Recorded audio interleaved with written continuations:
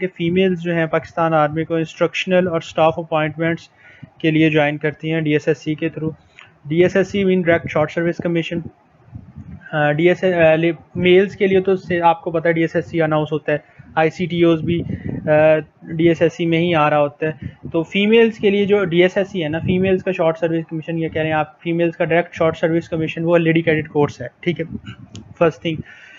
दूसरी बात ये कि मेल्स के तो 2 आईसीटीओ सेपरेट हो जाते हैं, सेपरेट अनाउंस होते हैं, और बाकी जो कॉर्प्स हैं एईसी बाकी सारे वो एक साथ अनाउंस होते हैं, जबकि फीमेल्स की तमाम कॉर्प्स एक साथ अनाउंस होती हैं एलसीसी के अंडर, ठीक है।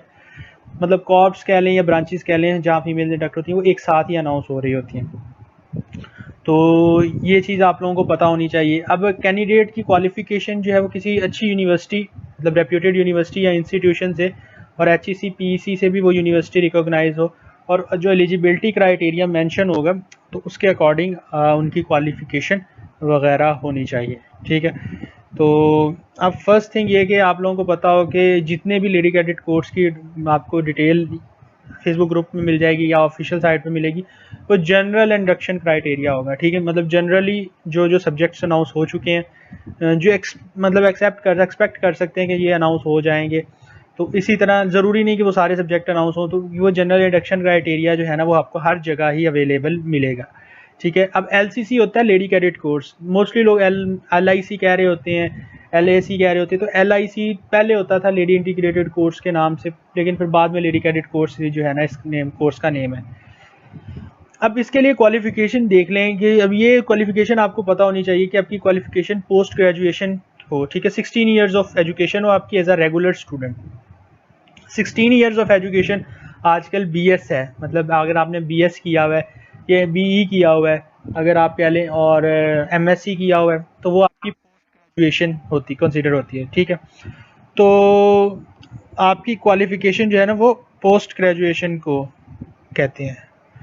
अच्छा, अब मिनिमम जो है आपका सीजीपीए 2.5 आउट ऑफ 4 होना चाहिए। कुछ में केसेस में 3 भी हो सकता है, लेकिन मिनिमम जो है ना 2.5 है, और 65% मार्क्स होगा एनुअल सिस्टम में, ठीक है। एमफिल और एमएस अगर आपने किया है तो ये आपको प्रेफरेंस मिलेगा। ये मेन चीज़, नो थर्ड डिवीजन और grade D, only 1 second division, grade C throughout the academic career. अब ये ग्रेड्स जो है ना ये आपकी ओवरऑल डिग्री पे देखते हैं। अगर आप पंजाब बोर्ड से हैं तो अपने मैट्रिक के रिजल्ट के देखें ना, तो आपको साइड पे ग्रेड दिया होता है, तो ठीक है, वो आप ग्रेड से आपको पता लग जाएगा कि आपको कौन सा ग्रेड है। सेम इसी तरह आपकी जो डिग्री है बीएस है, उसमें स्पेसिफिक सब्जेक्ट के ग्रेड्स नहीं कह रहे, ये ओवरऑल आपकी जो है ना जीपीए कितना है 2.5 जो है 2.5 से ज़्यादा कितना अच्छा, डी ग्रेड ना हो, ना सिर्फ एक grade C throughout matric FSc BS में आपका होगा। लेकिन अगर कहीं भी आपका ग्रेड जो है ना डी लग रहा है तो आप एलिजिबल नहीं है, ठीक है। अच्छा, अब कैंडिडेट जो है वो सिर्फ एचईसी पीईसी से ही क्वालिफाइड हो, ठीक है।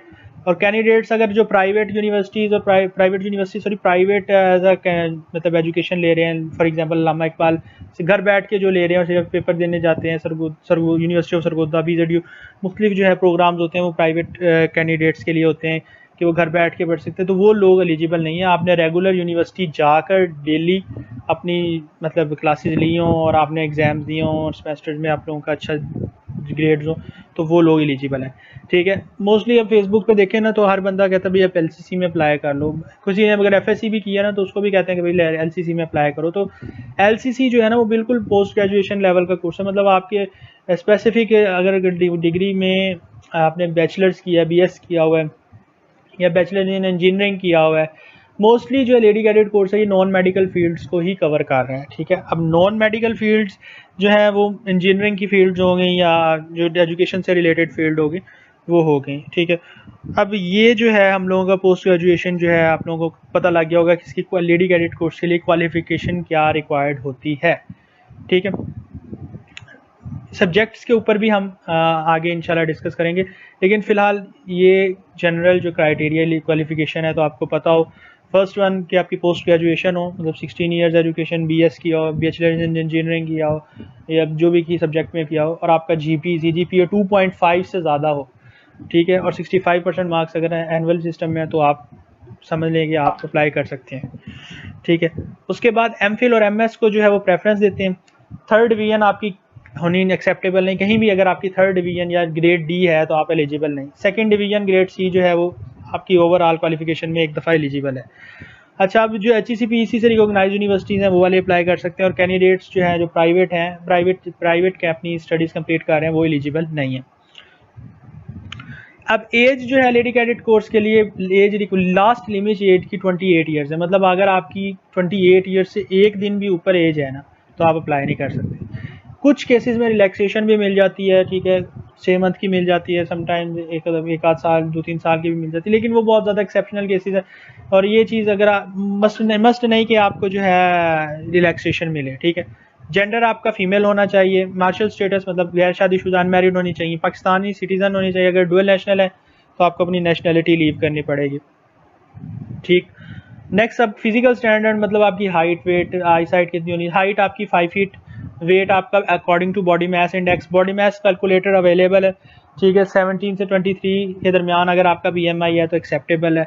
विजन आपका एज पर PAO 1182 जो आपका विजन है, मतलब आप ग्लासेस भी यूज़ कर रहे हैं तो आपकी 3 पॉइंट से ज़्यादा 3.5 समथिंग तक मैक्सिमम रिलैक्सेशन मिल जाती है, मिनिमम 3 तक मिल जाती है, ठीक है। तो इससे ज़्यादा आपकी वीक ना हो।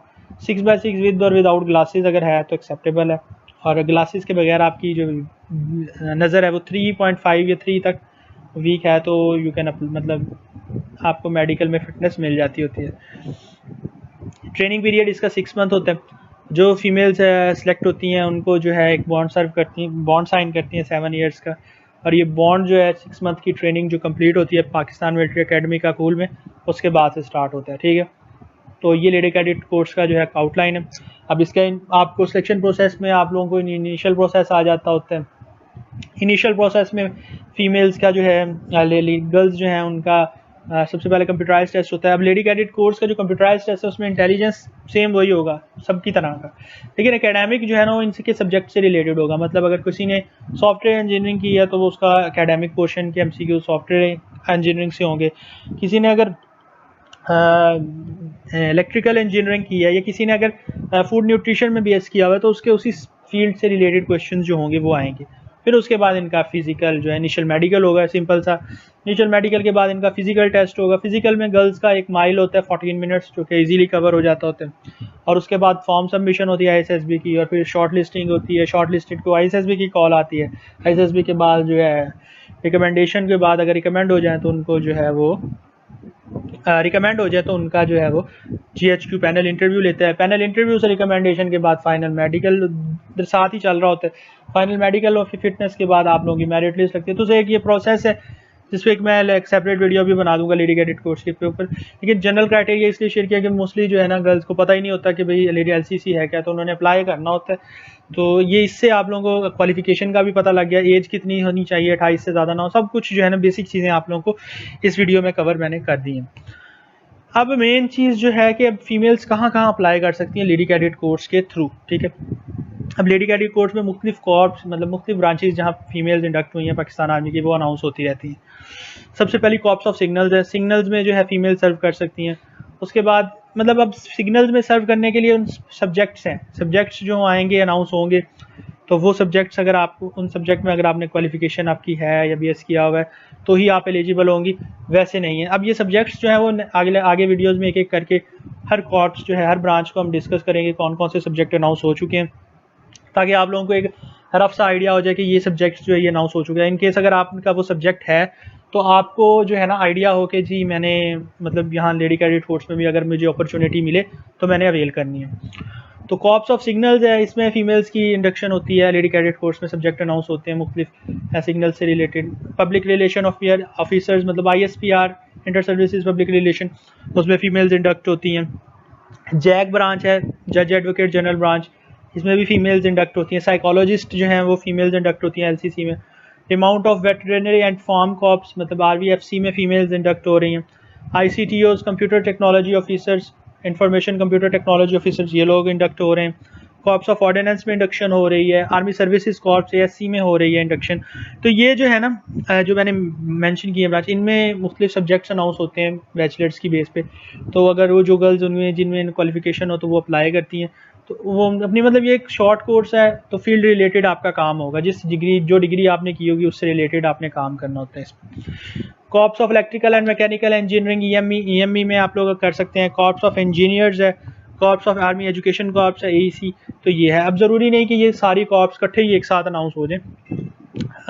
समटाइम्स जो जहाँ जहाँ रिक्वायरमेंट होती है ना, तो उसमें अनाउंस होती है। कोई सब्जेक्ट रेगुलर नहीं अनाउंस हो रहा होता, कोई सब्जेक्ट ऐसा नहीं कि भाई हर वक्त ही अनाउंस होता हो, लेकिन कुछ टोटली रिक्वायरमेंट है। अगर कोई रिक्वायरमेंट लगातार 10 साल से आ रही है तो वो ऑब्वियसली आगे भी आएगी, ठीक है। मतलब फॉर एग्जांपल, अगर ISPR में कोई मैस कम्युनिकेशन या इंटरनेशनल रिलेशन की रिक्वायरमेंट आ रही है तो स्टार्ट से अब तक सेम रिक्वायरमेंट आ रही है, लेकिन अगर उनको रिक्वायर नहीं होंगे तो फिर ऑब्वियसली वो सब्जेक्ट अनाउंस नहीं होगा।